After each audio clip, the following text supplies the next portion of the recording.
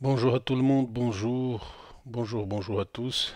Dans cette audio-conversation de numéro 19, j'ai décidé de parler de quelque chose qui à mon regard personnel, est très important. Les archanges, les anges, les chérubins, les démons, les diables et les djinns, parce que la culture française est très influencée actuelle par l'islam. Euh, Quelle est sa réalité de tout ça? Quelle est la réalité des archanges, des anges, des chérubins, des démons, des djinns, des daimons? Quelle est cette réalité? Est-ce que tout ça, ça existe? Pour être clair, c'est un grand questionnement. C'est quelque chose que j'ai toujours me posé des questions et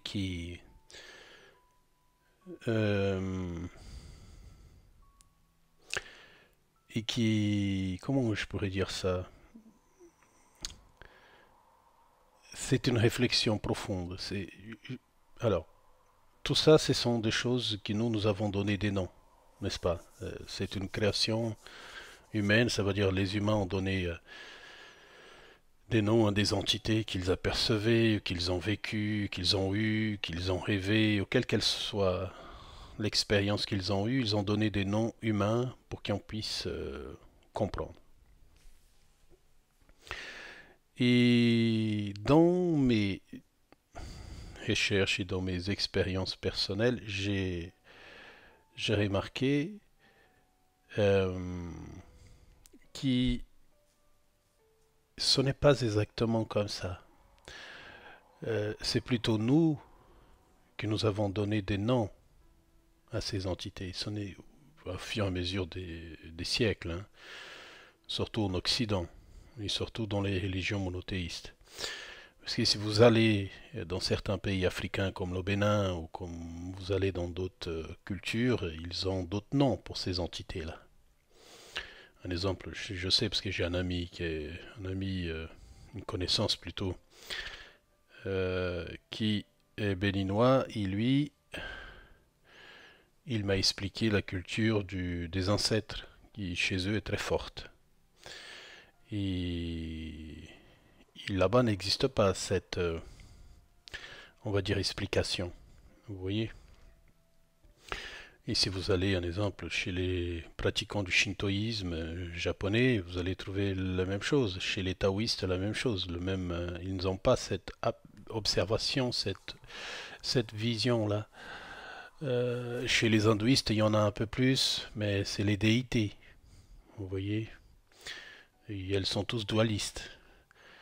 Euh, alors, je pense, je pense personnellement, que c'est nous qui donnons des noms à des choses. C'est personne d'autre. C'est nous qui faisons ça et ensuite après nous transformons ça selon la perception et la culture que nous avons. Parce que si nous faisons une étude des archanges, des anges, des chérubins, de toute cette triade-là et de toute cette hiérarchie, euh, c'est plus une question d'hiérarchie, d'évolution de la conscience, de l'âme, ou même de l'esprit, qui quelque chose d'ordre symbolique. Parce que là, ce que nous avons, c'est plutôt une question symbolique qui est une question, on va dire, du réel. J'ai eu des expériences dans mes communications et même dans mes sorties astrales où j'ai pu apercevoir, un exemple même ici, chez moi, j'ai reçu des entités habillées en blanc. Des entités qui étaient complètement, on va dire, pour certaines d'entre elles translucides, mais qui étaient dans un vêtement complètement blanc, immaculé de blanc. D'autres étaient blancs, mais brillaient en couleur dorée. Bref, j'ai eu des tas de sortes de communications. Et quand j'ai projeté un exemple dans ce que les gens appellent l'astral, j'ai aperçu beaucoup des êtres, ce que nous appelons sur Terre, d'êtres démoniaques, ou des êtres lucifériens, ou bref, des entités déformées. Bref, j'ai aperçu toutes ces choses-là. Et j'ai tiré une conclusion. En fait, c'est plutôt l'interprétation humaine à moi qui me donne la vision de ces choses-là. Ça veut dire c'est mon cerveau humain qui essaie de transmettre une information à cette partie humaine que je suis. Euh, Ça veut dire que ça reste, ça veut dire, comme j'ai toujours ressenti, ça veut dire, c'est l'interprétation que j'ai fait des informations. Qu'elles soient visuelles, qu'elles soient écrites, qu'elles soient télépathiques ou mentales, c'est une interprétation extrêmement personnelle de la chose. Alors, c'est évident, si vous voyez un être qui, qui dégage une certaine énergie, on va dire éthérique ou une énergie électromagnétique et qui dégage de son corps, en exemple par l'eau d'eau, et cette entité, vous la voyez dans un fluide, on va dire des couleurs blanches, ce que votre œil humain peut apercevoir, vous allez tout de suite penser que cette entité, c'est un... comment on pourrait dire ça? C'est un ange. Alors, la question, c'est où se placent là-dedans les entités qui ont passé par la vie terrestre, qui ont eu des corps et qui ensuite ont quitté le monde physique pour rentrer dans une autre perception. C'est là où ça se complique la chose, parce qu'il y en a aussi des entités, parce qu'ils connaissent très bien la psyché humaine, parce qu'ils ont passé par ici. Ils utilisent des symboles et des choses que nous connaissons pour nous aussi communiquer avec nous. C'est pour ça que je pense que personnellement, il y a une énorme question, non seulement de l'influence culturelle, mais aussi de l'influence de la perception. Euh, et voir la réelle perception de ce que nous sommes en train de voir, de ce que nous sommes en train d'apercevoir, c'est extrêmement difficile pour l'humain actuel. Nous ne sommes pas capables de réellement décrire ce que nous sommes en train de voir. Et ça, c'est assez, on va dire, difficile de pouvoir avoir une vision réelle de ce que nous sommes en train d'apercevoir. Parce que toutes ces entités, parce qu'en plus elles sont extrêmement dualistes, ça veut dire les anges, les archanges, les anges, les chérubins, et ensuite après il y a les démons, les daimons, les entités lucifériennes, les, on va dire des entités vibratoires négatives. Bref, il y a des tas de choses là-dessus. Et il y a bien la division entre le bien et le mal, hein, le positif et le négatif. Et je pense personnellement, pour des entités qui ont pris des corps et pour des entités qui sont d'une sorte de vibration énergétique supérieure, appelons ça comme ça, nos yeux et nos perceptions donnent cette vision-là. Ça veut dire qu'elle interprète pour que l'expérience humaine puisse saisir en fait ces deux types d'énergie, une énergie positive, une énergie négative. Et, et nous ça, en résumé en fait à la fin, ça ne serait qu'une question d'énergie positive, une question d'énergie négative. Ça serait pas plus que ça. Dans une vibration positive, dans une vibration négative, dans une fréquence positive, dans une fréquence négative. Bref, ça se résumerait à une question vibratoire et qui après, celui qui observe, en fait, qui ont cette capacité d'observer les deux, en fait, pourrait voir, en fait, les deux côtés de la création. Hein, quand je parle de la création matérielle. Car euh, dans l'état actuel de l'espèce humaine, ça veut dire il est nécessaire, pour l'instant, hein, malheureusement sur Terre, la, on va dire cette, comment je pourrais dire ça, cette réalité-là humaine, ça veut dire le bien et le mal, le positif et le négatif. Car, on va dire, la constante énergétique éternelle qui vibre dans une seule fréquence, elle n'est pas encore prête pour avoir son royaume sur Terre. Je ne dis pas qu'il n'existe pas, on va dire, cette réalité telle que les gens les aperçoivent. Je pense que c'est plus une question d'observation et qui interprétation, observation, interprétation par le sujet qui observe, on va dire, cette, euh, on va dire cette manifestation. Surtout que souvent ces manifestations sont provoquées par nous-mêmes. Parfois ce sont des invocations personnelles, des états vibratoires personnels. Parfois ce sont des clins d'œil. Parfois c'est un état de conscience qui est en train de se développer, une nouvelle observation. Et parfois, en fait, c'est un état passager. Ça veut dire que ça ne durera pas dans le temps. Mais c'est important pour chacun d'entre nous d'observer en fait tous les états de la matière, tous les états éthériques, tous les états énergétiques, vibratoires. Parce que nous comprenons à ce moment-là, en fait, l'importance de l'existence physique. Et nous comprenons en fait cette, ce bal qui existe, ce mélange, ce contact entre positif et négatif qui existe sur Terre depuis le début et qui existe aussi ailleurs dans l'univers, qui est une fréquence typique, une création typique de l'état des esprits en dehors de son état vibrationnel naturel, qui par ailleurs est toujours le même, celui dans une fréquence de donation d'amour permanent.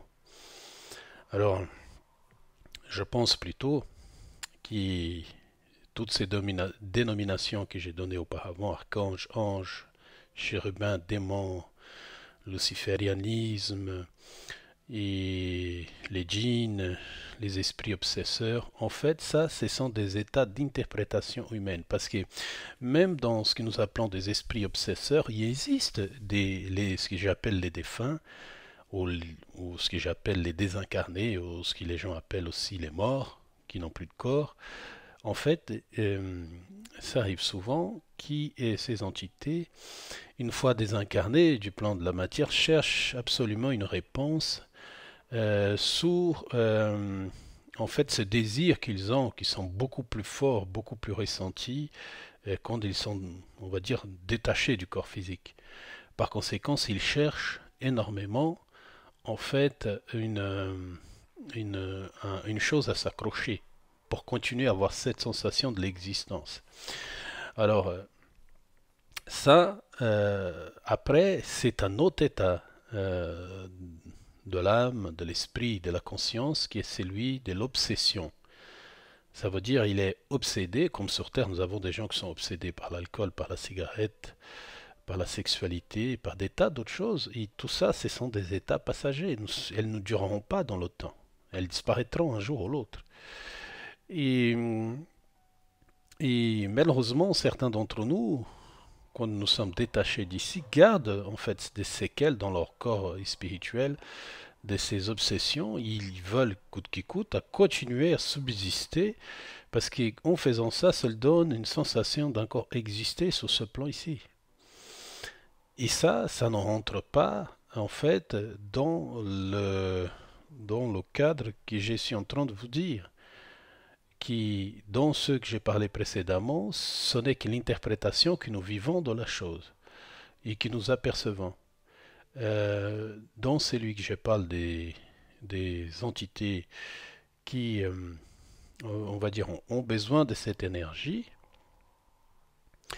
euh, utilisent en fait plusieurs types de façons de manipuler et d'utiliser la peur, surtout la peur des humains, pour continuer à exister. Mais ça n'empêche pas qu'aussi au-delà, il existe des entités, on va dire énergivores, des entités des coquilles vides, ce que j'appelle des entités où l'esprit n'est plus dedans et cette coquille continue à se balader dans le monde astral qui parfois descend sur Terre pour continuer à prendre ses énergies pour pouvoir subsister encore. Alors, tout ça, ce ne sont que des états obsessionnels. Ça ne rentre pas dans les états où existe la dualité, ça veut dire entre le bien et le mal, où les archanges, les anges, les chérubins, les démons et les autres entités négatives, euh, et celles du bien bien avant, sont des interprétations de l'état de l'esprit, de la conscience de l'être humain. Ce sont des choses qui sont complètement différentes. Ça veut dire que nous avons, en tout cas, c'est ce que j'ai aperçu, ça veut dire cette vision spirituelle où nous voyons des entités qui pour nous représentent le bien, un état vibrationnel positif, et ensuite après nous voyons des entités négatives qui sont des entités négatives et qui souvent elles sont attirées à nous ou sont créées par nous par notre état vibrationnel. Car quand nous vibrons dans une certaine fréquence, nous pouvons rentrer en contact avec cette fréquence donnée, où il existe des êtres qui vivent dans cet état vibrationnel. C'est pour ça que je dis souvent, les émanations ici sur Terre, les expériences extraterrestres des êtres qui viennent d'ailleurs, certaines d'entre elles viennent parce qu'elles ont un état vibrationnel exactement comme celle des humains. L'espèce humaine irradie dans l'univers une vibration qui est, on va dire, de perdu, et avec des relances des états négatifs. Par conséquent, nous attirons ce qui nous ressemble. Alors, c'est sûr que nous ne pouvons pas tout mettre sous une question de l'état vibrationnel des entités, mais elle fait une grande partie de ce que nous sommes dans la matière. Ça veut dire qu'il existe plusieurs manifestations et nous devons étudier profondément notre état de perception et aussi l'état dans l'environnement que nous sommes pour comprendre qu'il y a certaines choses qui sont attirées vers nous, que d'autres choses nous créons, que d'autres choses nous allons apercevoir selon notre vision, parfois même selon notre culture, selon notre niveau d'étude, selon notre perception de ce qu'est l'existence, et nous allons tirer une vision. Et cette vision, c'est mon cas, ça m'est arrivé aussi par le passé, d'apercevoir des choses selon mon niveau de conscience, selon ma culture, ou selon la culture qui m'a été donnée, ou selon mes perceptions personnelles. Et c'est en balayant tout ça, quand nous nettoyons toutes ces choses que nous avons vécues, toutes les addictions qui sont faites vis-à-vis de la culture, du pays, de la langue, toutes ces choses-là, quand nous enlevons tout ça, nous voyons en fait que tout ça, c'est une manifestation qui proviennent tous de la même source, qu'elle est interne et externe, micro et macro. Ça veut dire c'est la même chose, c'est une manifestation unique qui, celui qui observe est observé. Et ces deux choses sont la même chose. Ça veut dire quoi? Qui, dans un futur proche sur Terre, nous allons changer. Quand je dis un futur proche, c'est dans les siècles, voire 2000 ans en avenir. Je ne pense pas que nous sommes encore prêts pour ça. C'est que nous allons apercevoir les choses telles quelles et que nous allons, avec un nouveau état de conscience mentale, pouvoir, on va dire, comment je pourrais dire ça, changer les états vibrationnels de la planète seulement par notre état de la pensée. Parce que ça sert à enseigner dans les écoles qui ne seront plus que celles d'aujourd'hui, où un état de pensée sera appris dès l'enfance à l'entité qui vienne à éloigner tout type de vibration contraire à son état intérieur. Pour l'instant, ce n'est pas le cas, mais ça viendra dans l'avenir. Est-ce que ces entités sont réelles? Bien évidemment qu'elles sont réelles, mais pas selon notre perception. Ça, c'est une question de perception. C'est comme j'ai dit au début, nous voyons les choses de cette façon-là. Parce que, comme j'ai dit, culturel, familial, bref, des tas de choses. Religieux. Et ce sont ces choses-là qu'en fait nous mettons en face de nous. Parce que nous ne pouvons pas réellement expliquer. Une vibration, nous pouvons, pour la majorité d'entre nous, nous ne pouvons pas la voir, nous pouvons juste la ressentir. Alors, c'est une question. Ça veut dire nous devons aller vers un nouveau état de conscience dans l'avenir qui sera complètement différent de celui qui est aujourd'hui. Ça veut dire le niveau de perception humain encore sur Terre, il est trop faible, trop bas pour pouvoir avoir une vraie vision de ce qui est la vie, ce que j'appelle la vie réelle, la vie, la vraie vie, la vie au-delà des apparences et des formes, qui c'est un état vibrationnel permanent qui représente ce que nous sommes. Voilà. Alors, réfléchissez à ça. C'est une question qui... Il y a encore du travail à faire là-dessus. Mais je peux vous dire que c'est quelque chose d'intéressant. Et plus nous approfondissons là-dessus, plus nous voyons que nous sommes le produit de notre culture, de notre connaissance de vie, et qui, même si nous trouvons des réponses dans nos perceptions intérieures, pour certains d'entre nous qui ont eu des vies passées dans cet état ici ou ailleurs, nous voyons que là, ça ne reste que des perceptions matérielles. Et nous devons aller au-delà de l'apparence et chercher dans la vérité de ce qui est manifesté en face de nous, quel est le réel sens de cette manifestation pour mon être intérieur qui observe le monde extérieur, le monde co-créé par sa propre pensée. Ok? Allez, je vous embrasse. J'espère que ces enseignements modestes pourront vous aider à vous réfléchir et devenir conscient de qui vous êtes en vérité. Je vous embrasse.